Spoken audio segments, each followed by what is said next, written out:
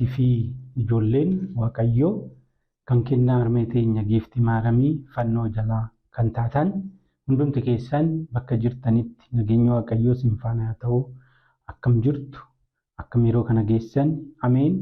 Umrii keenya irratti yeroo kana sa'aatii kana dabalee akka isa waaqeffannu, akka fuuldura isaa dhaabbannu, akka maqaa isaa waamnu kan nu hayyame Waaqni abbootii keenya Waaqayyoo maqaan isaa bara baraaf kan ulfaate yaa ta'u. Akkuma kabaja isaaniitti qulqulloonni hundinuu kabajni isaaniif yaa ta'u. Fannoon maalii keenya mata duree jedhuun qabxii gabaabduu seensa akkasinii ta'u daqiiqa gabaabduu keessatti Waaqayyoo nu barsiisa. Akka inni nu barsiisu hayyama isaa nuuf haa ta'u. Kadhannaan harmee teenya giiftii maaramii kan qulqulloota hundaa nu faana haa ta'u. Fannoon maalii keenya? Ani fannoon maalii kan jedhu keessa bahee keessa deebi'ee hin kaasu. Ani fannoon nu'iif waan baay'eedha. Achi keessaa waan sadii hin kaasa. Tokkoffaan fannoon nu'iif humna. Fannoon nu'iif humna. Ergaa qulqulluu Phaawulos gara Qorontos tokkoffaa boqonnaa 1:18 irratti dhimmi fannoo gooftaa keenya fayyisaa keenya Yesuus Kiristoos warra amanneef gowwummaadha. Nu warra amannuuf garuu humna Waaqayyooti jedha. Biyya lafaa kana injifannee dhaaltuu mootummaa isaa ta'uuf humni nu gargaaru keessaa inni tokko kan Waaqayyo irraa guyyaa jimaataa qulqullaa'ee nu kenname fannoodha. Kanaafuu fannoon nuuf humna. Humni keenya eenyudha? Fannoodha. Inni lammaffaan fannoon nu'iif abdiidha. Fannoon nu'iif abdiidha. Qulqulluun Phaawulos ergaa isaa gara Galaatiyaa boqonnaa 6 irratti teechisee jira. Addunyaan kan itti naa fannifame, addunyaa kan jedhame Kiristoos, anis kan itti fannifameef fannoo gooftaa keenya fayyisaa keenya Yesuus Kiristoosiin ala abdiin tokkollee narraa fagaatu jedhe. Kanaafuu kiristaanni qabeenya isaan abdatu, kiristaanni aangoo abdatu, humna isaan abdatu, beekumsa isaan abdatu, kiristaanni fira isaan abdatu, abdiin kiristaanaa fannoodha. Kanaaf morma irratti rarraafatee, harka irratti godhatee, kitaaba isaa irratti qabatee socho'a kiristaanni. Fannoon kiristaanaaf abdiidha.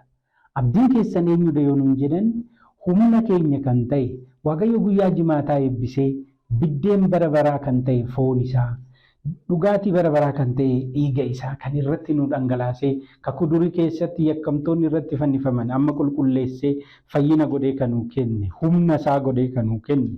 Humni keenya fannoon abdii keenya. Qulqulluun Phaawulos hunda kan beeku, qulqulluu kan ta'e, ifa bataskaanaa kan jedhame, hanga wareegamutti Waaqa kan abdatee inni fannoo Kiristoosiin ala abdiin tokkollee narraa fagaatu jedhe.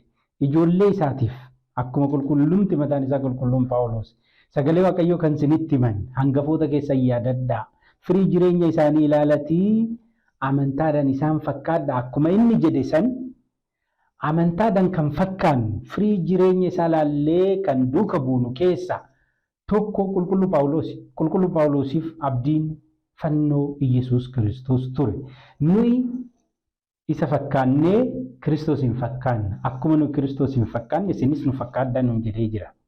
Kanaafuu wanti ittiin qulqulluu Phaawulos fakkaannu keessaa tokko akkuma inni fannoo Kiristoos abdii kiyya jedhee qabate san fannoo Kiristoos abdii kiyyannee qabachuudha. Sadaffaan fannoon asxaa tokkummaa fi nageenya keenyati. Fannoon asxaa maaliiti? Tokkummaa fi nageenya keenyati. Qulqulluun Phaawulos ergaa isaa gara Efesoon boqonnaa 2:14-16 yoo dubbistan irraa fagaannee kan turre gara isaatti kan ittiin nu dhiyeesse, gargar baanii kan turre gara isaatti kan nu sassabbateen, addunyaan waggaa 5,500 jeeqamtee dukkana keessa kan turte sun gara ifaatti akka dhuftu kan itti fayyadame keessaa meeshaa qulqullaawaan nuyi fi Waaqayyo kan walitti nu dhiyeesse, nullee kan walitti nu qabe. Nu qofaa miti ergamoota wajjiniin akka bakka tokkotti faarfannu sababa kan nu ta'e. Achuma irratti ergaa isaa gara Efesoon boqonnaa 2:14-16 dubbistan immoo nageenya waggaa 5,500 lafa kanarraa bade kan deebise nageenya waggaa 5,500 kan balleesse madda jeequmsaa madda wal dhabbii gargar wal qooduu kan ta'e diina seexana ajjeeseniiti itti namoonni tokko tokko meeshaa abbee ittiin ajjeefame maaliif qabattaa jedhu fannoodhaan Kiristoos hin ajjeefamne fannoodhaan kan ajjeefame seexana seexanni immoo nuuf abbaa miti diinadha kanaafuu seexanni diinni keenya kan ittiin ajjeefame nageenyi ittiin nuuf labsame fannoodha tokkummaan keenya itti mirkanaa'ee nageenyi keenya itti mirkanaa'ee lafa kanaaf nagaan kan itti labsame fannoodhaan diinni ajjeefameeti Kiristoos fannoodhaan ajjeefame fannoo irrattis hin ajjeefamne Kiristoos maal jechuudha ajjeefamu jechuun hin fannifame fedhii isaatiin barbaade kanaafuu fannoon irratti nageenyi labsame tokkummaan labsame armaa yookaan aasxaa tokkummaa keenyatiin namni fannoo morma irratti rarraafate harka irratti qabate fannoon humna waaqayyooti anaaf abdii kootu namni jedhu ambaasaadara nageenyati ambaasaadara tokkummaati agartanii kanaafuu fannoon waan baay'eedha achi keessaa sadiin isinii kaase humna nuuf abdiidha nuuf aasxaa tokkummaa fi nageenyati kanaafuu qulqulluun Phaawulos ergaa isaa gara Filiphisiyoos boqonnaa 3 lakkoofsa 15 hanga 20 yoo dubbistan namoonni baay'een kan maal hin barbaanne tokkummaa nageenya hin barbaanne namoonni baay'een kan abdiin isaanii waan biraa ta'e qabeenya ta'e aangoo ta'e beekumsa ta'e dhimma biyya lafaa kanaa ta'e baay'een isaanii humna waaqayyoo kan ganan waan biraa humna kan godhatan baay'een isaanii fannoo Kiristoosiif diina because fannoon Kiristoos nu warra fannootti amannuuf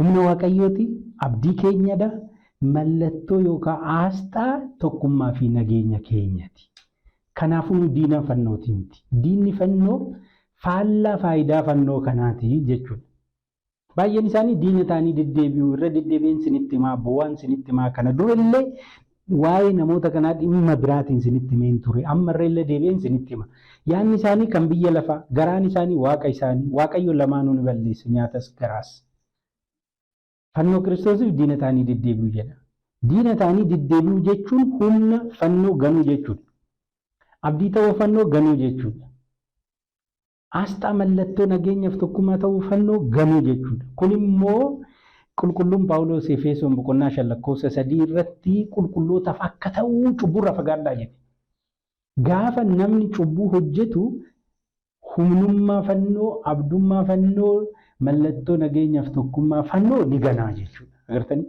kanaafuu fannoo hin kabajne fannoo hin jaalanne kabaja sagada kabajaa siin sagannaaf bakka miilli isaan tuqe harki isaa tuqe qaamni isaa tuqe sanuu kan foon isaa irratti muramee dhiigni isaa irratti dhangala'e fannoodhaaf sagada kabajaa hin sagannaaf in ulfeessina hin kabajne mallattoo kabajaa keessaa inni tokko irra raafanna hin salaanfanna humna waaqayyooti jedhame seexana ittiin injifanna hin rukunna hin baasna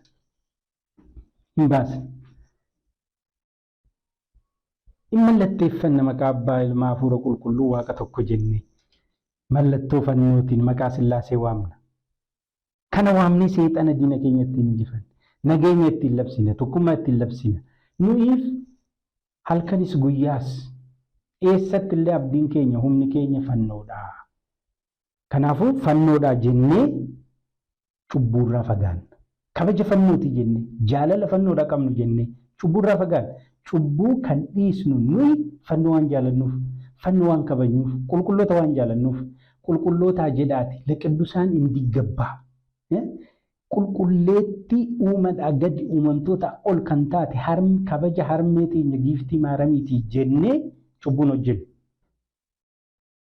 humna waaqayyoo kan nuuf ta'e abdii kan nuuf ta'e aasxaa mallattoo nageenyaaf tokkummaa kan nuuf ta'e fannoodhaa jennee cubbuun hojjennu qulqulluu Phaawulosii jennee cubbuun hojjennu isaan fakkaachuuf dhamaan hin soomna hin saganna hin kadhanna aarsaa kennina kurmoo baasna hojii naamusa kiristaanummaa kan hojjennu nuyi kabaja qulqullootaati jennee gaafa san qulqulluun Phaawulos kadhannaadhaan yoo dhaabbatu amantaa keenyatti gammadaa Kiristoositti nu hima. Fannoon nuyiif humna Waaqayyooti. Fannoon nuyiif abdii keenya. Fannoon nuyiif asxaa mallattoo tokkummaa fi nageenyaati. Waaqayyo maqaan isaa bara baraaf kan ulfaate haa ta'u.